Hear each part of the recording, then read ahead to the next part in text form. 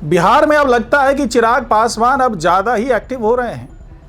पिछले दिनों बिहार वो आए और कयास लगाए गए कि उनकी मौजूदगी में बहुत बड़ा कुछ सियासी फेरबदल होगा, बिहार के वो चक्कर लगाएंगे, तमाम चीज़ें लगाई गई। लेकिन अब उनके यहाँ आने होने और जो तमाम बयान दिए उसका मतलब समझ में आ रहा है कि आखिरकार चिराग पासवान यहाँ करना क्या चाह रहे थे और उनका दबाव किस तरीके से नीतीश सरकार पर है, ये भी अब खुल करके सामने आ गया है। क्योंकि एक मंत्रालय है उनके पास, हालांकि मंत्रालय तो दो है, लेकिन एक मंत्रालय जिसकी मैं बात कर रहा हूं, वो मंत्रालय कितना ज़्यादा अब एक्टिव हो गया है और उसको लेकर के नीतीश सरकार भी क्यों दबाव में है और क्या क्या घोषणाएं हो रही है, इस पर बात करेंगे आज के इस वीडियो में। तो इस वीडियो को आखिर तक जरूर देखिएगा। नमस्कार, मैं हूं डॉक्टर सुरजीत सिंह और आप देख रहे हैं YBN बिहार झारखंड। अगर आपने अभी तक इसे सब्सक्राइब नहीं किया है तो सब्सक्राइब कर लीजिए और अगर आपको ये वीडियो अच्छा लगे तो लाइक कीजिए, शेयर कीजिए और कमेंट जरूर कीजिए। तो चिराग पासवान, जिनका टैग लाइन ही है बिहार फर्स्ट, बिहारी फर्स्ट, और साथ ही उन्होंने जो एक निश्चय किया था कि भाई हम किसी भी तरीके से पलायन को रोकेंगे और किसी भी तरीके से यहां पर रोजगार का सृजन करेंगे, और साथ ही उन पर एक बड़ी जिम्मेदारी है, वो है पीएम मोदी के किए गए वादों को पूरा करवाना। अब जो विभाग इनके पास है उसको लेकर के पीएम मोदी पहले ही बड़े बड़े वादे कर चुके हैं। तो जब संकट मोचन की भूमिका में है चिराग पासवान, तो संकट से निकालने का काम भी तो वही करेंगे, और ऐसा ही कुछ हो रहा है।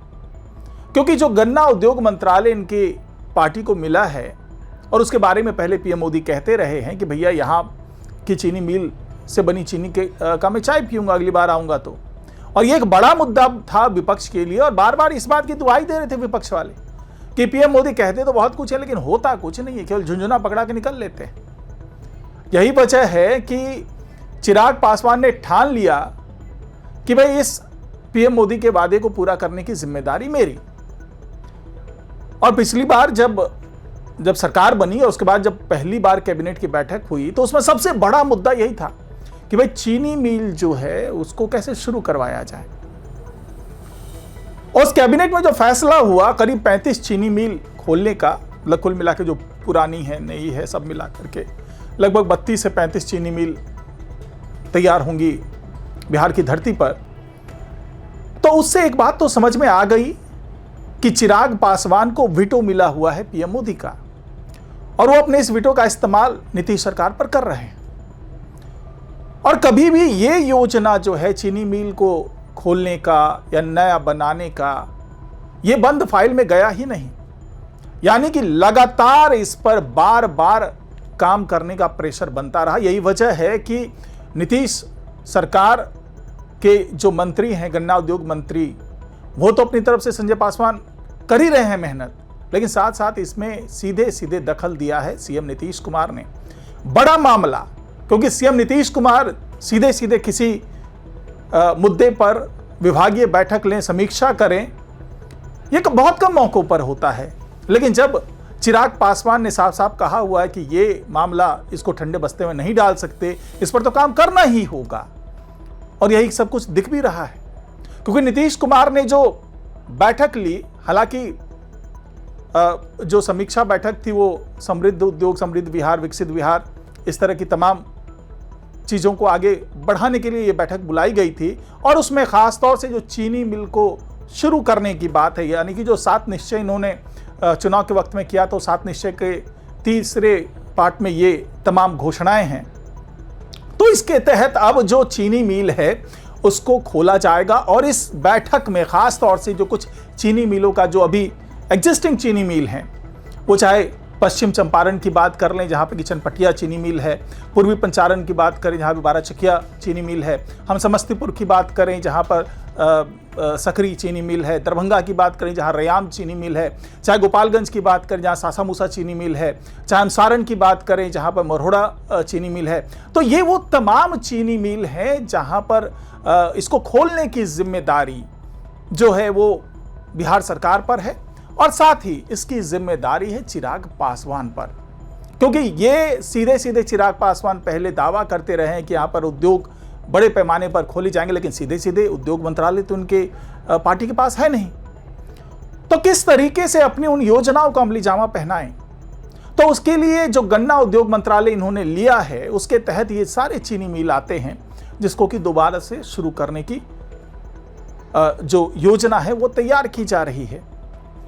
अब यहां पर रोल शुरू होता है विजय सिन्हा का, यहां पर रोल शुरू होता है सम्राट चौधरी का, और सबके साथ में समन्वय बनाने का काम चिराग पासवान कर रहे हैं। क्योंकि जो तमाम चीनी मिल जिनके नाम मैंने अभी आपको बताए, उसमें से आधे से ज्यादा चीनी मिल ऐसे हैं जहां की जमीन पर अवैध कब्जा लोगों ने कर लिया है।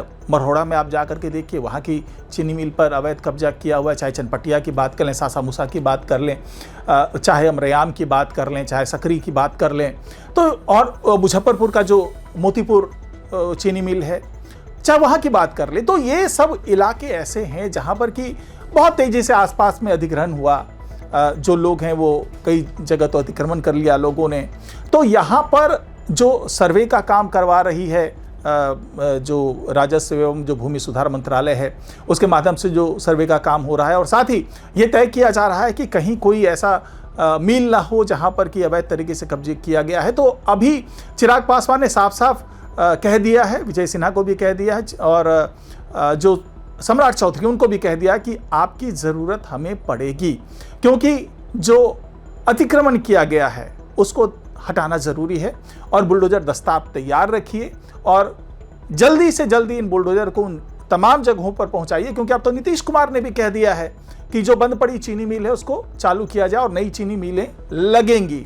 इससे 2-3 तरह के जो फायदे हो रहे हैं, जो कि चिराग पासवान ने भी गिनाया है, जिसके आधार पर वो विजय सिन्हा को कह रहे हैं कि भाई आपकी सरकार है, आप लोगों की सरकार है, और दोनों डिप्टी सीएम अगर हमारा सहयोग करेंगे तो आप लोगों के जो ये 7 निश्चय हैं वो पूरा करने में हमें भी थोड़ा सा सहयोग मिल जाएगा। तो उसके तहत ये तो जो अधिग्रहण है उसको हटाना ही पड़ेगा, जो अतिक्रमण है उसको तो हटाना ही पड़ेगा। साथ ही सम्राट चौधरी की इसलिए ज़रूरत पड़ रही है क्योंकि वहाँ पर जिन बाहुबलियों ने, दबंगों ने, भूमाफिया ने कब्जा किया हुआ है, वो इतनी जल्दी उस कब्जे को छोड़ने वाले नहीं हैं। तो उन कब्जों से कैसे उसको मुक्त कराया जाए, उसमें कानून की ज़रूरत पड़ेगी, वहाँ पर पुलिस महकमे की ज़रूरत पड़ेगी। तो उसके लिए भी सम्राट चौधरी से इन्होंने विशेष मदद मांगी है। इसके अलावा जो ये सारे जो चीनी मिल खुलेंगे उसका सबसे बड़ा फ़ायदा किसानों को होने वाला है। जो गन्ना किसान है, जिन्होंने यहाँ पर चीनी मिल की बदहाली के कारण गन्ना की खेती करना छोड़ दिया था, अब वो सारे जो गन्ना किसान हैं अब वो दोबारा से इसकी खेती की तरफ बढ़ेंगे। और साथ ही इससे पहले भी गन्ना उद्योग मंत्रालय ने एक बड़ा ऐलान किया था, और ये ऐलान था कि गन्ना के बीज में 50% जो अनुदान है, जो सब्सिडी है, वो देने का ऐलान था। यानी कि हर तरीके से जो गन्ना उपजाने वाले किसान हैं उनको फ़ायदा मिलने वाला है। लेकिन केवल फ़ायदा गन्ना किसानों को नहीं मिलेगा, क्योंकि एक तो न्यूनतम मूल्य जो है वो भी बढ़ा दिया गया है, और सब्सिडी भी दी जा रही है, और चीनी मिल खुलने से उनको हाथों हाथ पैसे भी मिलेंगे। लेकिन इसका फ़ायदा उन इलाकों को भी होगा जहां पर ये सारी चीनी मिलें खुलेंगी, आसपास के इलाके विकसित होंगे। साथ ही जो पलायन एक बड़ा मुद्दा रहा है चिराग पासवान के लिए, जिसको रोकने की बातें उन्होंने की थी चुनाव प्रचार के दौरान में, और साथ ही बड़े रोजगार अवसर प्रदान करने की बात की थी, तो ये चीनी मिल जब खुलेंगे तो ये दोनों ही काम होते हुए नजर आएंगे। क्योंकि चीनी मिल खुलने के बाद यहाँ पर रोजगार का सृजन होगा, ढेर सारे रोजगार मिलेंगे, जो आसपास के लोग हैं उनको रोजगार मिलेगा, पलायन रुकेगा, और न सिर्फ ये जो 8-10 चीनी मिल जो पुराने हैं वो दोबारा खोले जाएंगे, बल्कि कई नई चीनी मिलें भी अलग अलग जगहों पर लगाई जाएंगी। और ख़ास तौर से वो तमाम इलाके जहां पर कि गन्ने की खेती होती है, वहां पर ख़ास तौर से ये चीनी मिल खोले जाएंगे, और आने वाले दिनों में इसके माध्यम से बिहार जो है वो 5 विकसित राज्यों में शामिल हो जाए। ये लक्ष्य लेकर के नीतीश सरकार चल रही है कि जो 5 विकसित राज्य हैं उसमें बिहार को शामिल कैसे किया जाए। उसमें ये चीनी मिल जो हैं ये एक बड़ा मील का पत्थर साबित हो सकते हैं। तो फिलहाल आज की रिपोर्ट में इतना ही। नमस्कार।